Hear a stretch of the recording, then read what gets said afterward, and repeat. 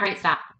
Stop. I know that you're tired and I know that you're scrolling looking for some insight because you're getting ready to go and put your early termination notice in to terminate your lease, or you already have. But before you start packing your boxes, do me a favor. Look at your lease. Clarify what is on it. Do you remember when back in the day, when you sat down with someone and they went over all the little parts in there and they were highlighting everything, the 30 days, when to give it, all that stuff? You should have anyway. And if you didn't, shame on them. And that little writing, the small print, will cost you cash. That's just, it will. The questions that you don't ask, the questions that you ask incorrectly, that can cause you to lose money. Welcome back to Rental Harmony with DTS. And for those of you, if this is your first time, welcome. I'm so excited that you found me. My name is Denise Tanner-Steves, and you can call me Denise. And I actually help buyers, renters, and some property pros navigate leases, security deposits, and everything in between. So with that being said, let's get into 5 reasons that can cost you some money when you terminate a lease early. Okay, one. Now, one of the reasons that you can actually lose cash for terminating your lease early is notification. Do you have any idea what your lease says? What the process is to actually go in there? Or would you just stop by and like, hey, I gotta go. You need to know, is it 30 days? Is it 60 days? And sometimes is it 90? Because it can be longer because you're terminating it early and be totally different than if you're not going to renew at the end. You need to know, is it in writing? And if there is one thing that you are going to know for damn sure, excuse my language, if you're going to know for sure from this channel, is that if it isn't written down, doesn't have a timestamp on it, it didn't happen. Let me say that again. If it's not written, it doesn't have a timestamp on it, it didn't happen. And it can cost you a lot of money. So let's move on to number 2. Okay, number 2, a lot of people don't even, when they're sitting down signing a lease, because they're all like, woohoo, I'm getting this new apartment, I'm so excited, I'm going to put this here and put that there and do all that stuff. Yeah. What if you get transferred? What if you lose your job and you got to move in with your mom? The number 2 reason, subleasing. Can you do it? Renting out your house, like leaving and helping to rent it out. Subleasing is a different beast altogether, and if you're going to do it, pray that you know this person very well and can actually sign like checks in their checking account, because do know your security deposit does not go with you. It's not going with you. It stays with the property, stays with the lease. And unless you negotiate with the person that you just kind of asked, because all they're going to do is fill in an application, do a background check, and they're going to move into your house. But you're still responsible for everything until the lease ends. And then they will renew the lease if they want to stay. And then if they don't give you the deposit, you have to negotiate that with them at the end. So hopefully you know them and you're a signer on their checking account. I'm just saying. Leasing out your house. Normally the only thing that leases, I think even from the Home Depot, if you get one of those, that they will, allow to happen is military transfers. But what if you're actually like in the neighborhood and you love it and you look across the street and there's a house for sale and you are like, oh my God, I gotta have it. What if the expenses to doing that are the down payment to your house? Okay, you need to clarify that, people. This needs to happen in person. It's another thing that if you don't learn from this channel, do it in person. They're the professionals. Sit down with them. Have a conversation. Build a bridge. Harmony. Yes, these things you need to know or they will cost you some money. You can't assume anything. Okay? All right, so no assumptions. We know what that means. I'm not going to say it, but you know what it means. And everything in writing or what? Write it down in the comments. It didn't happen.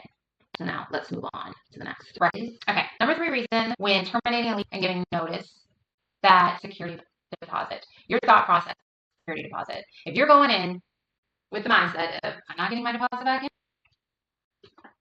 in, don't. Because the security deposit is a good faith. It's a good faith between a person that's handing you a key, a certain condition, and expecting it to come back the way that they gave it to you.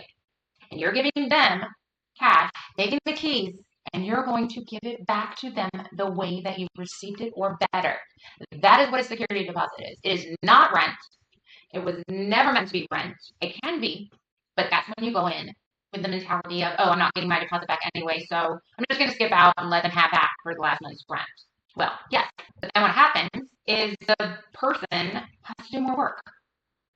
And if you did not document everything when you moved in, I mean everything, they will go in there so salty. I've seen it done. So salty. And charge you the highest for everything. And trust me, I think an entire house inside to be painted is at least $1,800.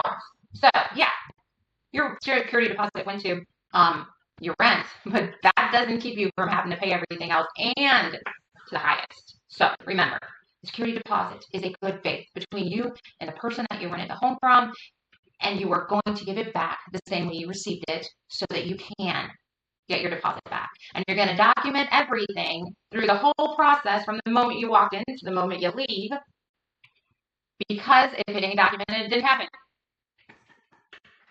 All right, number 4 is, what's it going to cost me to do this? Is it better to stay the rest of the 4 months, 3 months, or go now? You need to know what the cost of ending or terminating your lease early is going to cost you to ask these questions. Is it going to cost more to stay or to go? Okay. Okay. I know number 4 was quick. So number 5 is documentation. I know we're back to this again, but if you don't document it, again, put it down in the comments. Didn't document it, didn't happen. So say one day you're like, oh, I'm driving by the office. I'm gonna go stop up there, and I'm gonna let them know I'm moving out on the 15th, and you're leaving early, and you gave them your 30-day notice. So you come back in a month and a half. You guys have made some agreement, and you come in a month and a half to turn your keys in, and you made that agreement with Sally, right? Sally's not there anymore. Okay, and something that if you haven't noticed already that happens in property management, the turnover is kind of big. And the reason for the turnover being big is sometimes people's integrity, their values, how they run stuff, it doesn't mesh. People don't go in, and property managers should be probably interviewing the brokers, the office managers, asking them questions on how do you do this? How do you run it? Like, how does it work? So most of the time, people such as myself, they just go do it for themselves. So I do inspections now for myself because your reputation in this business is all that you have. So you need to keep it intact. So if you're not doing it for a passion, then just don't do it. And this is my passion. So you go in there and you're like, well, Sally, I think we went with Sally, right? Sally said that when I moved out, it would be prorated up to the 15th. So I paid for the full month's rent, and then I'm coming to turn in my keys, and it would come back with the security deposit. And like the accountant was like, no, that's not how it works here. I'm sorry. You pay for the full month. You're leaving early. There's nothing we can do about it. Now, if you would have went in and talked to Sally and you talked to her about a toilet, I don't care what it is. If you talk to them on the phone, if you talk to them in person, have a conversation, be nice, do all of that stuff, go straight home. And that email that you requested when you moved in, good afternoon. I just wanted to clarify, or I just want to follow up and clarify and make sure we're on the same page. Like, you should have that on autofill, because even if they said that they were going to come and fix the little trinky trink on your toilet, clarify it. Oh, just wanted to follow up with you on and make sure that we're on the same page with the toilet clinky clink. Yeah, you need to go and do that. To be honest, you're taking care of you. Property management companies have a lot of people to take care of, and they work for the owner. So a lot of them don't do it my way. I work for the investment. The investment is the home. So I want to build a bridge between the owners and the renters, or the property management and the renters, so that everybody is happy. A lot of people don't do that. They have the mentality of, 95%, or I'm not going to say anything, or dispute a deposit, so we only have to worry about 5%. Well, be the 5%. Document everything. With that being said, I want to bring balance back to the block, and you want to sign a lease with clarity, live with confidence, and leave with peace. So until next time. Oh, and before I go, if this vibed with you, if you learned anything from it today, please subscribe, like, follow, put down in the comments if there's something that you have a question about, and maybe it'll be a next topic for one of my videos. I'm really here just to be real with you guys. So it's getting dark outside. I'm losing light. I am getting a new camera, so hopefully it'll get better up in here. And I do appreciate you staying, and I will do whatever I can to give you as much clarity as I can when it comes to leasing your home or signing a lease. Okay? So until next time, one more time, we're out.